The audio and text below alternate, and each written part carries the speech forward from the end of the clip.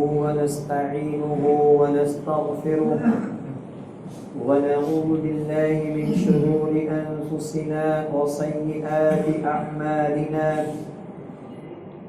من يهده الله فلا مضل له ومن يضلل فلا هادي له وأشهد أن لا إله إلا الله وحده لا شريك له وأشهد أن محمدًا عبده ورسوله يا أيها الذين آمنوا اتقوا الله حق تقاته ولا تموتن إلا وأنتم مسلمون يا أيها الناس اتقوا ربكم الذي خلقكم من نفس واحدة وخلق منها زوجها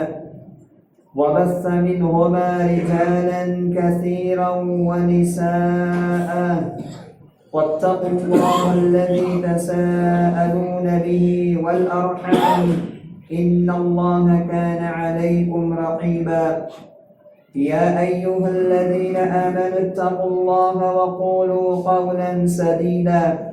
يصلح لكم أعمالكم ويغفر لكم ذنوبكم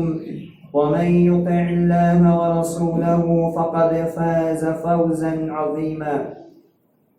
أما بعد فإن خير الحديث كتاب الله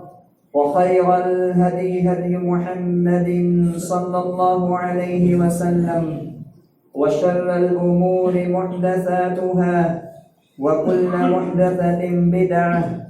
وكل بدعة ضلالة وكل ضلالة في النار. قال الله سبحانه وتعالى في كلامه المجيد والفرقان الحميد أعوذ بالله السميع العليم من الشيطان الرجيم بسم الله الرحمن الرحيم وما آتاكم الرسول فخذوه وما نهاكم عنه فانتهوا واتقوا الله إن الله شديد العقاب.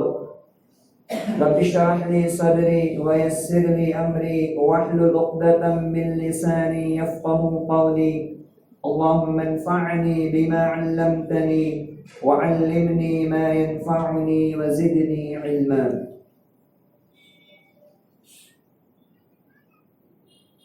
تمام قسم کی تعریفات حمد و ثنا اس وحدہ لا شریک لہ خالق کائنات مالک دو جہاں کے شایع نشان ہے جو ہم سب کا اور اس ساری کائنات کا مربی پالنہار مشکل کشا اور حاجت روا ہے، جس کی ذات میں، جس کی صفات میں، جس کی ربوبیت میں اور جس کی الوہیت میں اس کا کوئی ہمسر شریک اور سازی نہیں ہے۔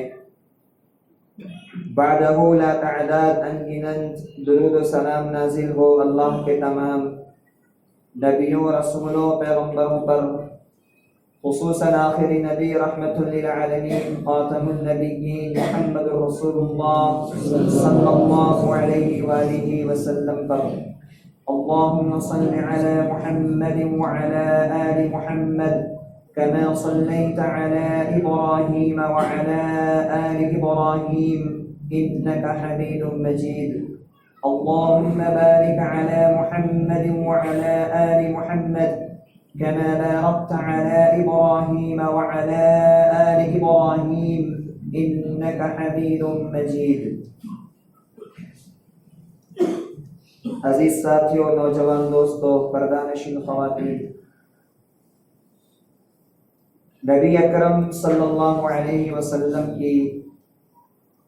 حیات مبارکہ اور آپ کی زندگی کی آخری وصیتیں، اس تعلق سے چند باتیں آج کے اس خطبہ جمعہ میں پیش کرنا مقصود ہے۔ ایک انسان اپنی زندگی کے اندر بہت سی باتیں بن جاتا ہے، لیکن دنیا چھوڑنے سے قبل جو اس کی باتیں اور جو اس کی وصیتیں ہوتی ہے وہ بڑی قیمتی اور بڑی پیاری ہوتی ہے۔ ایک باپ دنیا کو چھوڑتے ہوئے اپنے بیٹے کو وصیتیں کرتا ہے تو بیٹے کا اس پر دھیان ہوتا ہے، توجہ ہوتی ہے کہ آخری وقت میں یا دنیا کے چھوڑنے سے پہلے میرے والد محترم نے مجھے یہ اس باتوں کی وصیت فرمائی تھی۔ ویسے تو نبی اکرم صلی اللہ علیہ وسلم کی پوری زندگی اور نبوت کی 23 سالہ زندگی ہمارے لیے باعث اتباع ہے، باعث پیروی ہے، جیسا کہ اللہ نے قرآن میں فرمایا کہ وَمَا آتَاكُمُ الرَّسُولُ فَخُذُوهُ وَمَا نَهَاكُمْ عَنْهُ فَانْتَهُوا، کہ یہ پیغمبر تمہیں جو دے اسے کر گزرو، اسے پکڑ لو، اسے تھام لو، اور جس کام کے کرنے سے تمہیں روک دے، منع کر دے، اس کام کے کرنے سے باز آ جاؤ۔ نبی اکرم صلی اللہ علیہ وسلم کی نبوی زندگی کے تعلق سے اللہ رب العزت نے یہ فرمان جاری کیا کہ پیغمبر کی حیات طیبہ، آپ کے اقوال اور آپ کے افعال ایک مسلمان کے لیے، ایک مومن کے لیے پوری زندگی لائق اتباع اور لائق پیروی ہے۔ اور جن باتوں سے آپ نے منع کیا، جن باتوں کے چھوڑنے کا اور ترک کرنے کا آپ نے اپنی امت کو حکم دیا، ان باتوں کو ترک کر دینا اور چھوڑ دینا، یہ نبی اکرم صلی اللہ علیہ وسلم کی حقیقی محبت اور حقیقی اتباع ہے۔ حضرات، رسول اکرم صلی اللہ علیہ وسلم نے اس دنیا کو چھوڑتے ہوئے، اس دنیا سے جاتے ہوئے اپنی امت کو کئی چیزوں کے بارے میں رہنمائی فرمائی۔ مختلف احادیث کی کتابوں کے اندر نبی اکرم صلی اللہ علیہ وسلم کی زندگی کے آخری ایام کی باتیں ہمیں اور آپ کو ملتی ہے۔ آئیے سب سے پہلے نبی اکرم صلی اللہ علیہ وسلم کی ان باتوں کا جائزہ لیتے ہیں جو باتیں آپ صلی اللہ علیہ وسلم نے اپنی زندگی پہلے اور اپنی زندگی کے آخری حج کے اندر بیان فرمائی تھی۔ حجۃ الوداع یہ نبی اکرم صلی اللہ علیہ وسلم کا پہلا حج اور آخری حج ہے جو آپ صلی اللہ علیہ وسلم نے سن 10 ہجری کے اندر ادا فرمایا تھا۔ اسی حج کے خطبہ عرفات میں نبی اکرم صلی اللہ علیہ وسلم نے صحابہ کرام کو بہت ساری باتوں کی وصیت اور نصیحت فرمائی۔ آپ نے فرمایا اسمعوا قولی فإنی لا القاکم بعد یومکم ھذا یا بعدی عام ھذا، اے میرے صحابہ میری بات کو غور سے سنو، ہو سکتا ہے کہ اس سال کے بعد تمہاری مجھ سے ملاقات نہ ہو، اب مجھے حج کرنے کا موقع نہ ملے، میری بات کو غور سے سنو۔ اور اسی اسنا میں نبی اکرم صلی اللہ علیہ وسلم نے نصیحت اور وصیت اور اپنی امت کے نام پیغام جاری کرتے ہوئے سب سے پہلے مسلمانوں کی مال، مسلمانوں کی عزت اور مسلمانوں کے خون کی حفاظت کا، ان کے احترام کا، ان کے وقار کا درس دیتے ہوئے آپ نے ارشاد فرمایا کہ الا ان دماءکم واموالکم واعراضکم حرام علیکم کحرمت یومکم ھذا فی شہرکم ھذا وفی بلدکم ھذا، خبردار، ہوشیار، ایک مسلمان کا خون، ایک مسلمان کی عزت اور آبرو اور ایک مسلمان کا دوسرے پر مال اتنا ہی محترم ہے، اتنا ہی قابل عزت ہے جس طریقے سے آج یہ مہینہ محترم ہے، ذی الحجہ کا مہینہ محترم ہے، یہ شہر مکہ شہر ذی الحجہ محترم ہے، یہ مکہ شہر محترم ہے۔ اور اسی طریقے سے آج ہی عرفہ کا دن جو اللہ کی نگاہ کے اندر بڑی عظمتوں والا ہے، جس طرح اس دن کا، اس مہینے کا، اس مکہ کا احترام ہے، اس کی عزت ہے، ویسے ہی مسلمانوں کے مال کی، ان کے خون کی، ان کے عزت اور آبرو کی اہمیت اور حفاظت ہے۔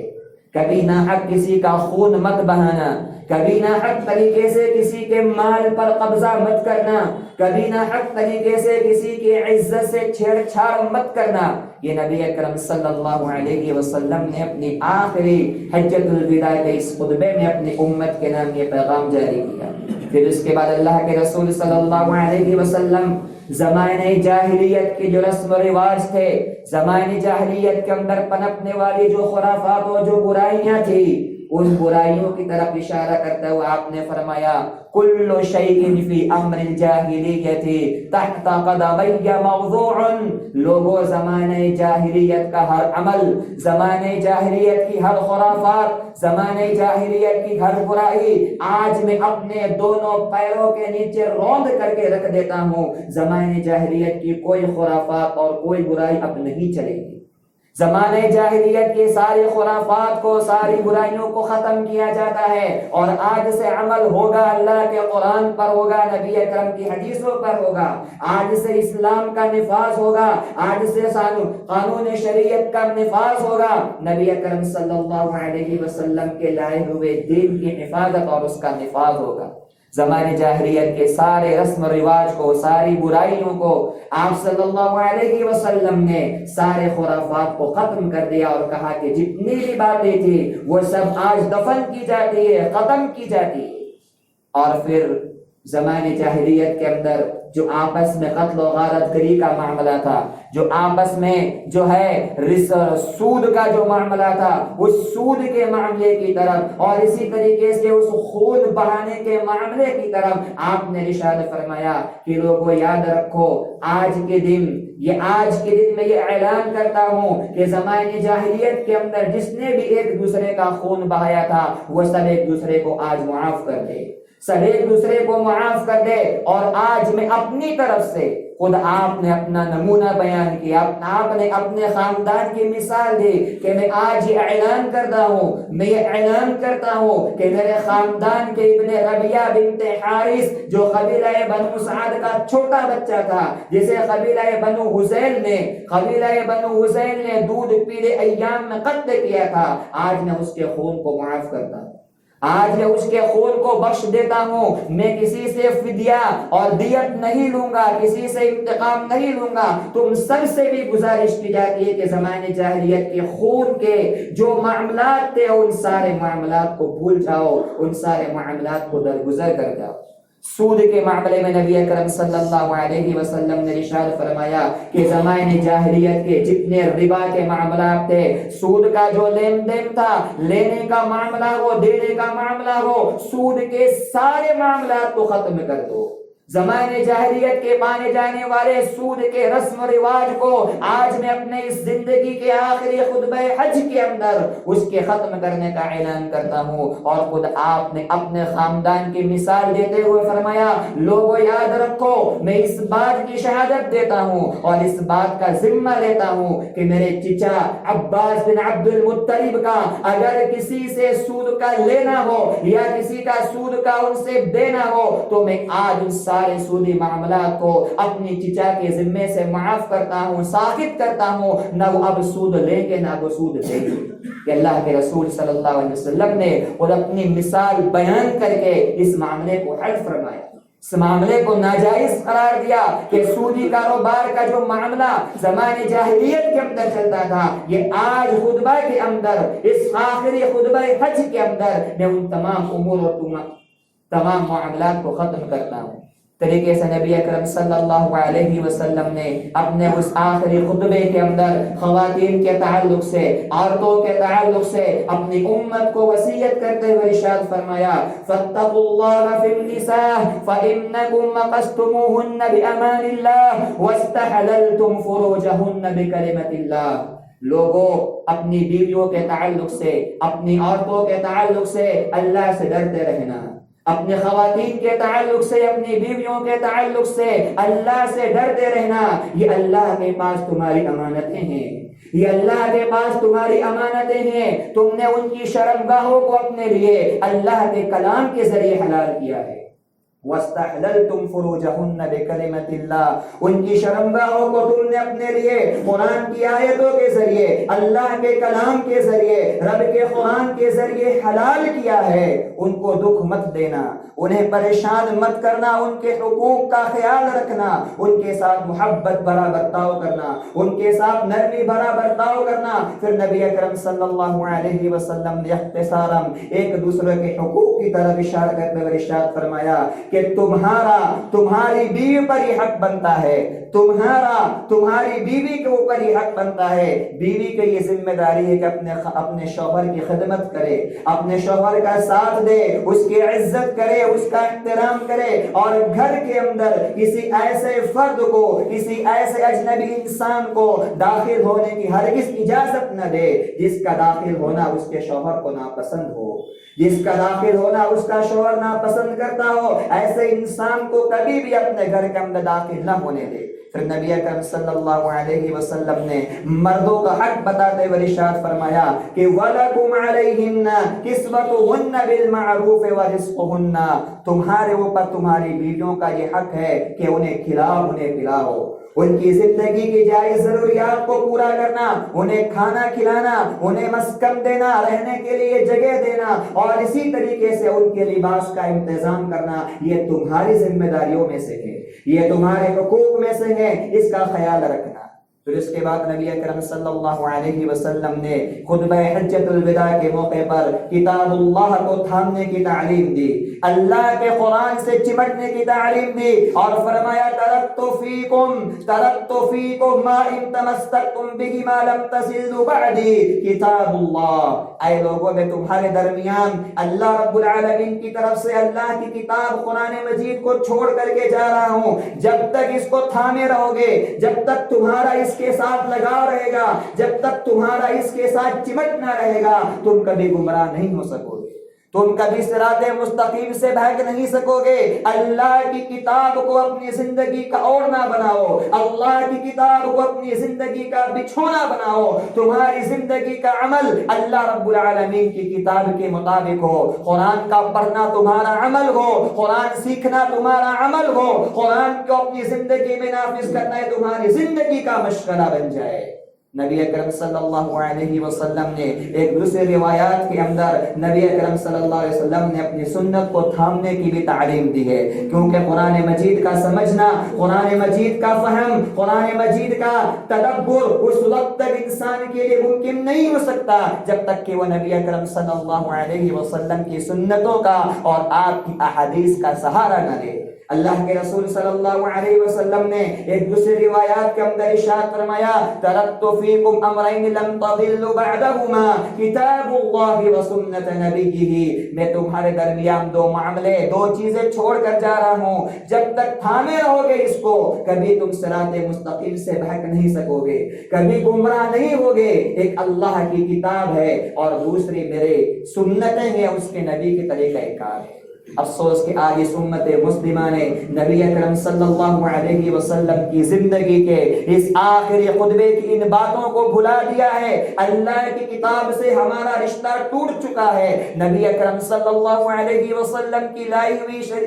شریعت سے، آپ کے طریقے سے، آپ کی سنتوں سے ہماری محبت ختم ہو چکی ہے۔ ہمارے لیے اسوہ، ہمارے لیے نمونہ، ہمارے لیے آئیڈیل اللہ کے نبی کو چھوڑ کر کے کوئی اور بن گیا ہے۔ اس لیے آج ضرورت ہے اس امت کو یکجا کرنے کے لیے، متحد کرنے کے لیے اللہ کی کتاب کو تھاما جائے اور نبی اکرم صلی اللہ علیہ وسلم کی سنتوں کا احیاء کیا جائے۔ پھر اس کے بعد اللہ کے رسول صلی اللہ علیہ وسلم نے صحابہ کرام سے اپنی ذمہ داری کے بارے میں پوچھا، اپنی ذمہ داری کے بارے میں پوچھا اور فرمایا وَأَنَّكُمْ تُسْأَلُونَ عَنِّي فَمَا أَنْتُمْ قَائِلُونَ، اے میرے صحابیوں، اللہ تم سے میرے بارے میں سوال کرے گا کہ اللہ کے رسول کو اپنی آخرت کی فکر ہے، اللہ تم سے میرے بارے میں سوال کرے گا، نبی کے بارے میں سوال ہوگا، تم سے سوال ہوگا، فَمَا أَنْتُمْ قَائِلُونَ، بتاؤ میرے صحابیوں تم نے رب کو میرے بارے میں کیا جواب دو گے، تم کیا جواب دو گے، تم اللہ کے سامنے تمہارا کیا جواب ہوگا؟ تمام صحابہ کرام نے فرمایا الا ادیت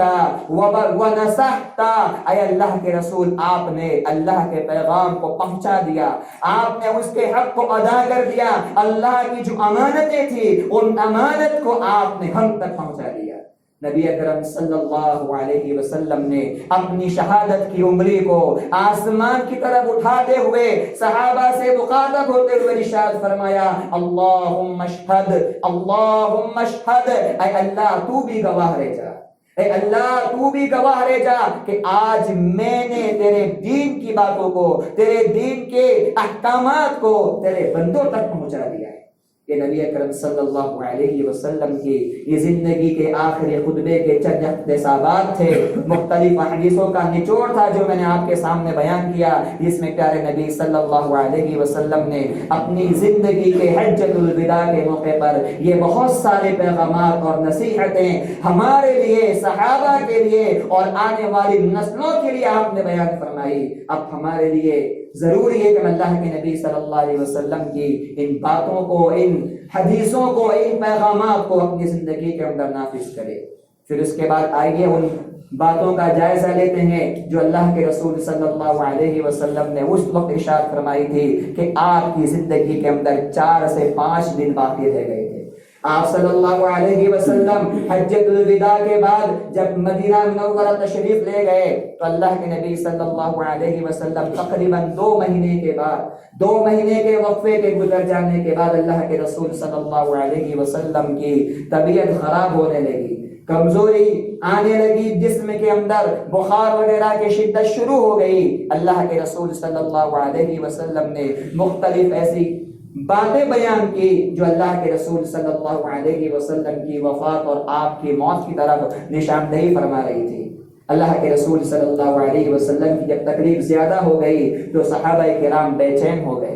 صحابہ کرام بے چین ہو گئے۔ صحیح بخاری کی روایت ہے، حضرت ابو بکر صدیق رضی اللہ تعالی عنہ، حضرت عباس بن عبد المطلب رضی اللہ تعالی عنہ مسجد نبوی کے پاس سے گزرے، دیکھا کہ انصار کی جماعت بیٹھی ہوئی ہے، انصار کی جماعت بیٹھی ہوئی ہے اور بیٹھ کر کے نبی اکرم صلی اللہ علیہ وسلم کی جدائی کی وجہ سے رو رہی ہے، پریشان ہے۔ پوچھا کیا بات ہے؟ کہا کہ اللہ کے نبی کی محفلوں کو، آپ کی مجلسوں کو، جو آپ کا ہمارا ان کے ساتھ جو بیٹھنا ہوتا تھا، جو باتیں ہوا کرتی تھی، ان باتوں کو بیٹھ کر کے ہمیں رونا آ رہا ہے، ان باتوں کو یاد کر کے ہماری آنکھوں سے آنسو جاری ہو رہے ہیں کہ اب ہمارا کیا ہوگا۔ نبی اکرم صلی اللہ علیہ وسلم بیمار ہے اور زندگی کے آخری ایام اپنی دنیا کے اندر گزار رہے ہیں۔ ان دونوں صحابیوں نے نبی اکرم صلی اللہ علیہ وسلم کو اس معاملے کی خبر دی۔ اللہ کے رسول صلی اللہ علیہ وسلم 2 صحابہ کے بیچ میں تشریف لاتے ہوئے مسجد نبوی کے اندر آئے۔ اللہ کے رسول صلی اللہ علیہ وسلم کا یہ مسجد نبوی کے منبر پر بیٹھنا یہ آخری وقت کا بیٹھنا تھا۔ آخری وقت اللہ کے رسول صلی اللہ علیہ وسلم منبر پر تشریف فرما ہے اور اس منبر رسول سے صحابہ کرام کو نصیحتیں فرما رہے۔ سب سے پہلے اللہ کے رسول صلی اللہ علیہ وسلم نے صحابہ کرام کی جماعت انصار کو مخاطب کیا۔ انصار وہ جماعت ہے، انصار وہ جماعت ہے جنہوں نے مہاجرین پر، نبی اکرم صلی اللہ علیہ وسلم پر اپنا سب کچھ قربان کر دیا تھا، اپنا سب کچھ لٹا دیا تھا، مال دولت گھر بار جائیداد سب کچھ مہاجرین کے لیے انصار نے قربان کر دی تھی۔ اللہ کے رسول نے فرمایا اے لوگوں یاد رکھو زندگی کے اندر کبھی انصاریوں کو دکھ مت دینا، قبیلہ انصار کے لوگوں کے ساتھ محبت بڑا برتاؤ کرنا۔ دنیا کے اندر یہی واحد وہ جماعت ایسی ہے کہ جس کے مجھ پر بہت احسانات ہے، جس کے مجھ پر بہت احسانات ہے، ان کا جو حق تھا انہوں نے ادا کر دیا، لیکن ہماری جانب سے جو حق ادا ہونا چاہیے تھا وہ ہم سے ادا نہیں ہوا ہے۔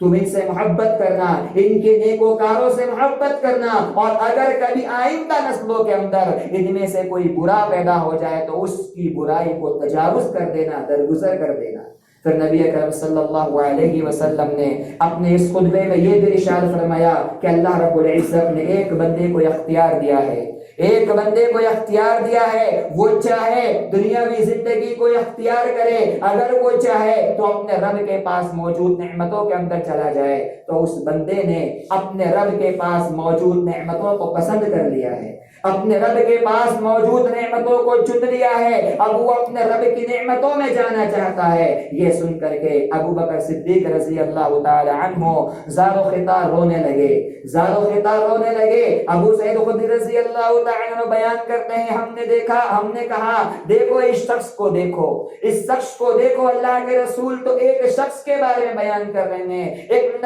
انسان کے بارے میں بیان کر رہے ہیں، اور ابو بکر رضی اللہ تعالی عنہ اس سے سے نبی اکرم کو مراد لے رہے ہیں، لیکن اس حدیث کے چند ہی دنوں کے بعد جب آپ کا وصال ہوا، جب آپ کا انتقال ہوا، جب آپ کی پر موت طاری ہوئی، تو ہم نے یہ جان لیا کہ ابو بکر رضی اللہ تعالی عنہ نے جو مطلب سمجھا تھا اور جو بندہ مراد لیا تھا وہ بندہ خود نبی اکرم صلی اللہ علیہ وسلم کی ذات تھی۔ اسی خطبے میں اللہ کے رسول صلی اللہ علیہ وسلم نے اپنے سب سے پسندیدہ دوست ابو بکر صدیق رضی اللہ تعالی عنہ کے احسانات کا تذکرہ کیا۔ ابو بکر صدیق رضی اللہ تعالیٰ عنہ کے احسانات کا تذکرہ کرتے ہوئے آپ نے فرمایا، لوگوں ایک ایک فرد کے احسانات کو میں نے چکا دیا ہے۔ مہاجرین کی جماعت میں سے جس نے بھی مجھ پر جو احسان کیا ہے، تمام کے احسانات کا بدلہ میں نے اپنی زندگی کے اندر دینے کی کوشش کر دی ہے، سوائے ابو بکر صدیق رضی اللہ تعالیٰ عنہ کے کہ یہ ایسا شخص ہے اور اس کے مجھ پر اتنے احسانات ہیں اور اس کا میری زندگی کے اندر اتنا تعاون ہے،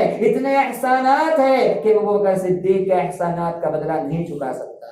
میں اس کے احسانات کا بدلہ نہیں دے سکتا۔ زندگی بھر اس نے میرا ساتھ دیا ہے، اس وقت ساتھ دیا میرا جب مکہ کے اندر مجھے مارا جا رہا تھا، اس وقت ساتھ دیا میرا جب میں مکہ کو چھوڑ کر کے مدینہ ہجرت کر رہا تھا، اس وقت ساتھ دیا اس نے میرا جب مدینہ کے اندر منافقین اور یہودی میرے خلاف سازش کر رہے تھے۔ زندگی کے ہر موڑ پر اگر کوئی میرا بازو بن کر کے کھڑا رہا ہے تو وہ صدیق اکبر رضی اللہ تعالیٰ عنہ کی شخصیت ہے، میں ان کے احسانات کے بدلے کو نہیں چکا سکتا۔ پھر آپ نے فرمایا، لوگوں مسجد نبوی کی طرف کھلنے والے تمام دروازوں کو بند کر دیا جائے سوائے صدیق اکبر کے گھر کے دروازے کو، کہ ان کے گھر کا دروازہ مسجد نبوی کی طرف کھلتا ہے اور یہ کھلتا رہے گا، اس کو بند نہیں کیا جائے گا۔ پھر اسی خطبے میں اللہ کے رسول صلی اللہ علیہ وسلم نے یہ بات ارشاد فرمائی، اپنی امت کو آگاہ کیا، اپنی امت کو ڈرایا، اور بڑی پیاری بات آپ نے بیان فرمائی، اور بدعت سے، شرک سے، خرافات سے اور قبروں کی پوجا پاٹ سے اللہ کے رسول نے اپنی امت کو ڈرایا اور فرمایا، قاتل اللہ الیہود والنصارى اتخذوا قبور انبیائہم مساجدا، اللہ غارت کرے، اللہ برباد کرے یہودیوں کو، نصرانیوں کو، جنہوں نے اپنی نبیوں کی قبروں کو سجدہ گاہ بنا لیا تھا، اپنی نبیوں کی قبروں کی پوجا کرتے تھے۔ آپ اپنی امت کو ڈرا رہے کہ لوگوں میری قبر کو عبادت کی جگہ مت بنانا، یہ قبریں عبادت کی جگہ نہیں ہے، یہ قبریں سجدوں کی جگہ نہیں ہے، یہ قبریں پوجا پاٹ کی جگہ نہیں ہے، یہ قبریں اللہ رب العالمین احکم الحاکمین کی عبادات اور بندگی کی جگہ نہیں ہے۔ اس قبر کے اوپر نہ قبر والے کی بندگی ہوگی، قبرستان اس لیے ہے وہاں جا کر کے اپنی موت کو یاد کیا جائے۔ نبی اکرم صلی اللہ علیہ وسلم نے اپنی امت کو قبر کی پوجا پاٹ سے، قبر پر قبے لگانے سے، قبروں پر میلہ لگانے سے، قبروں پر عید منانے سے، قبروں پر چڑھاوا چڑھانے سے اور قبروں پر قسم قسم کی خرافات کرنے سے منع کر لیا، کیونکہ آپ کو ڈر تھا اور آپ کو خوف تھا کہ میرے جانے کے بعد میری قبر پر بھی کہیں میلے نہ لگنے لگے، میری بعد میں آنے والی امت کے لوگ میری قبر کو بھی کہیں عبادت کی جگہ نہ بنا لے۔ اس لیے اللہ کے رسول صلی اللہ علیہ وسلم نے اس موقع پر اپنے صحابہ کرام کو اس چیز سے منع کیا۔ اللہ کے رسول صلی اللہ علیہ وسلم کی طبیعت آہستہ آہستہ بگڑتی جا رہی تھی، خراب ہوتی جا رہی تھی، اور اللہ کے رسول صلی اللہ علیہ وسلم کے اوپر موت کا وہ عالم طاری ہو رہا تھا، سکرات کا وہ عالم طاری ہو رہا تھا کہ مائی عائشہ صدیقہ رضی اللہ تعالی عنہا جو زندگی کے آخری لمحات میں ہمیشہ آپ کے ساتھ تھی، زندگی کے 3-4 دن اللہ کے رسول صلی اللہ علیہ وسلم نے حضرت عائشہ رضی اللہ تعالی عنہا کے حجرے مبارک کے اندر گزارے۔ فرماتی ہے کہ نبی اکرم صلی اللہ علیہ وسلم پر طاری ہونے والی سکرات موت کو، شدت موت کو جب میں نے دیکھا، جب میں نے محسوس کیا، تو مجھے اس بات کا یقین ہو گیا کہ اگر کسی انسان کے بارے میں مجھے خبر دی جاتی کہ اسے موت کی تکلیف ہو رہی ہے تو مجھے اس سے کوئی دکھ نہیں ہوتا، کیونکہ میں نے تو اللہ کے نبی کی تکلیف کو دیکھا تھا، میں اللہ کے نبی کے سکرات کے عالم کو دیکھا تھا۔ کسی اور پر سکرات کا طاری ہونا یہ میرے لیے کوئی مشکل کام اور کوئی مشکل خبر نہیں تھی۔ یہ موت کے وقت اہل ایمان پر، اہل توحید پر سکرات کا طاری ہونا اللہ رب العالمین کی طرف سے انعامات ہوتا ہے۔ اہل توحید کے لیے، اہل ایمان کے لیے، نبیوں کے لیے، متقیوں کے لیے سکرات کا طاری ہونا یہ اللہ کا انعام ہوتا ہے۔ اس کی وجہ سے اللہ سبحانہ و تعالیٰ ان کے گناہوں کو معاف فرماتا ہے، ان کی غلطیوں کو معاف فرماتا ہے، یا اس کی وجہ سے اللہ سبحانہ و تعالیٰ ان کے درجات کو بلند کرتا ہے، ان کے درجات کو بلند کرتا ہے۔ یہ سکرات کا اہل ایمان پر طاری ہونا، اس کے مفسرین نے 2 وجہ بیان کی ہے۔ اسی آخری ایام میں بستر مرگ پر ایک اور 2 وصیتیں اللہ کے رسول صلی اللہ علیہ وسلم نے اپنی امت کے نام، یہ آخری وصیتیں ہیں، زندگی کے آخری کلام اللہ کے رسول کا ہے۔ آپ نے اس زندگی کے آخری وقت میں یہ ارشاد فرمایا تھا، الصلاۃ وما ملکت ایمانکم، میری امت کے لوگوں نماز سے چمٹ جانا، نماز سے چمٹ جانا، نماز کو پکڑ لینا، نماز سے جی مت چرانا۔ جعلت قرۃ عینی فی الصلاۃ، اللہ رب العزت نے میری آنکھوں کی ٹھنڈک کو نماز کے اندر رکھا ہے۔ یہ پیغمبر کی آخری وصیت ہے، یہ پیغمبر کی آخری حدیث ہے، آخری کلام ہے جو آپ نے اپنی امت کے نام بیان کیا۔ انس بن مالک رضی اللہ تعالی عنہ، ام سلمہ رضی اللہ تعالی عنہ اور دیگر صحابہ کرام بیان فرما رہے ہیں کہ اللہ کے رسول صلی اللہ علیہ وسلم برابر اپنی زبان سے یہ الفاظ بیان فرما رہے تھے، یغرغر نفسہ ولا یفیض لسانہ۔ حال یہ ہو گیا کہ آپ کی آواز نکل نہیں رہی تھی، لیکن ہمیں ایسا لگ رہا تھا گویا کہ آپ یہی الفاظ بار بار ارشاد فرما رہے ہیں کہ الصلاۃ الصلاۃ، نماز سے چمٹ جانا۔ سوچ میرے بھائیو، آج زندگی کے اندر ہمارا اور آپ کا معاملہ کیا ہے؟ آج نماز کہاں ہے، ہم کہاں ہے؟ مسجدیں کہاں ہیں، ہم کہاں ہے؟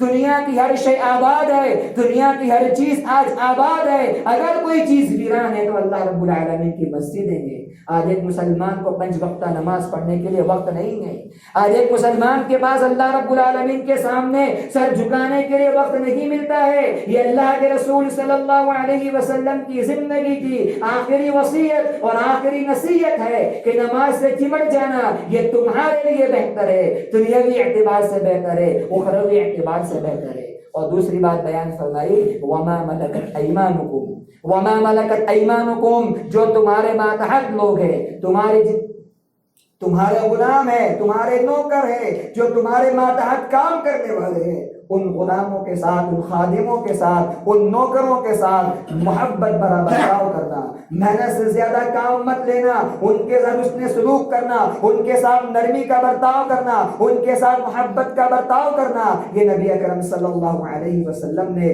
انسانیت کا درس دیا،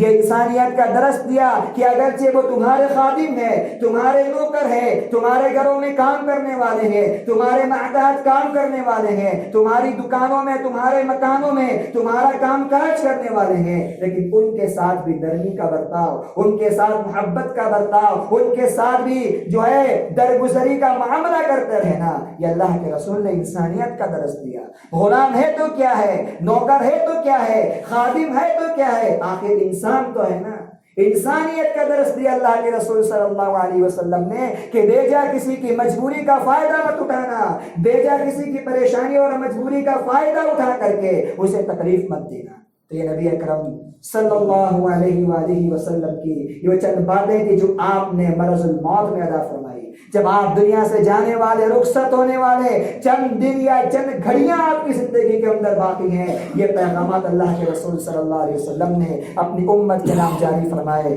ہمارے لیے ذمہ داری ہے، ہمارے لیے ضروری ہے کہ نبی اکرم صلی اللہ علیہ وسلم کے اس رخصتی کے بعد، آپ کے انتقال کے بعد، آپ کی وفات کے بعد ہم اللہ کے رسول کی زندگی کو ہمارے لیے زندگی کو نمونہ بنائے، آئیڈیل بنائے، اسوہ بنائے۔ ایسا نہیں کہ اللہ کے رسول صلی اللہ علیہ وسلم کی تعلیمات سے سرے منحرف ہو جائے، ہم چھوڑ دیں آپ کی تعلیمات کو اور محبت کے نام پر نبی اکرم صلی اللہ علیہ وسلم کے محبت کے نام پر قسم قسم کی باتوں کو ہم دین کا حصہ سمجھ لیں۔ میرے بھائیوں محبت رسول اصل میں اتباع رسول کا نام ہے. اتباع رسول محبت رسول ہی ہے. اگر اتباع نہیں, پیروی نہیں, اطاعت نہیں اور زندگی کے اندر نبی اکرم صلی اللہ علیہ وسلم کے سنتوں کا اہتمام نہیں تو ایسی محبت کی کوئی اہمیت نہیں ہے. ورنہ محبت تو کرنے والے بہت تھے, کفار بھی آپ سے محبت کرنے والے تھے, جسمانی محبت کرنے والے تھے, لیکن دین سے نفرت تھی, شریعت سے نفرت تھی, سنتوں سے نفرت تھی. اللہ رب العزت نے ان کو غارت کیا, برباد کیا. اصل میں محبت رسول جو ہے وہ اطاعت رسول کا نام ہے. اطاعت رسول زندگی کے اندر نہیں ہے, اتباع رسول زندگی کے اندر نہیں ہے. اور زندگی گزارنے کے اندر ہر معاملے میں نماز سے لے کر کھانے پینے کے آداب تک, چلنا پھرنا, ہمارا اوڑھنا بچھونا, ہمارا کاروبار, ہماری شادی بیاہ نبی اکرم صلی اللہ علیہ وسلم کی سنتوں کے مطابق ہونی چاہیے. یہی محبت رسول کا مفہوم اور مطلب ہے. رب العالمین سے دعا ہے کہ اللہ میں کہنے سننے سے زیادہ عمل صالح کی توفیق عطا فرما. جو باتیں بیان کی گئی اللہ ہم سب کو اس پر عمل کی توفیق عطا فرما. جو بیمار ہے اللہ ہم سب کو شفا کاملہ عاجلہ عطا فرما. جو مر چکے اللہ ہم سب کی مغفرت فرما. ہمارے والدین کی, ہمارے آبا و اجداد کی تو اس دنیا کے اندر موجود نہیں, اللہ ہم سب کی مغفرت فرما. اللہ ہم سب کے ساتھ عافیت کا اور خیر کا معاملہ فرما. مریضوں کو شفا عطا فرما. مسلمان جہاں کہیں پریشان اللہ ان کی پریشانیوں کو دور فرما. اسلام کو غلبہ عطا فرما, دین کو غلبہ عطا فرما. ہر قسم کے فتنوں سے, ہر قسم کی آزمائشوں سے اللہ مسلمانوں کی حفاظت فرما. جب تک دنیا میں اللہ ہم کو زندہ رکھ, ایمان پہ زندہ رکھ, شریعت محمدیہ کا پابند بنا کے زندہ رکھ, اتباع رسول کرنے والا بنا کے زندہ رکھ. ہماری موت ہو اللہ ایمان پر ہو, ہم دنیا سے جائے کلمہ لا الہ الا اللہ ہماری زبان پر جاری ہو. آمین. بارک اللہ لنا ولکم فی القرآن العظیم ونفعنا وإياكم بالآیات والذکر الحکیم.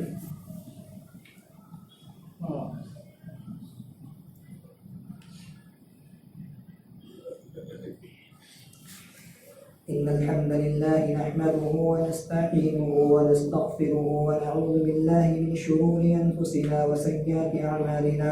من يهده الله فلا مضل له ومن يضلل فلا هادي له. وأشهد أن لا إله إلا الله وحده لا شريك له وأشهد أن محمدا عبده ورسوله. إن الله وملائكته يصلون على النبي يا أيها الذين آمنوا صلوا عليه وسلموا تسليما. اللهم صل على محمد وعلى آل محمد كما صليت على إبراهيم وعلى آل إبراهيم إنك حميد مجيد. اللهم بارك على محمد وعلى آل محمد كما باركت على إبراهيم وعلى آل إبراهيم إنك حميد مجيد. عباد الله رحمكم الله, إن الله يأمر بالعدل والإحسان وإيتاء ذي القربى وينهى عن الفحشاء والمنكر ولذكر الله أكبر والله يعلم ما تصنعون.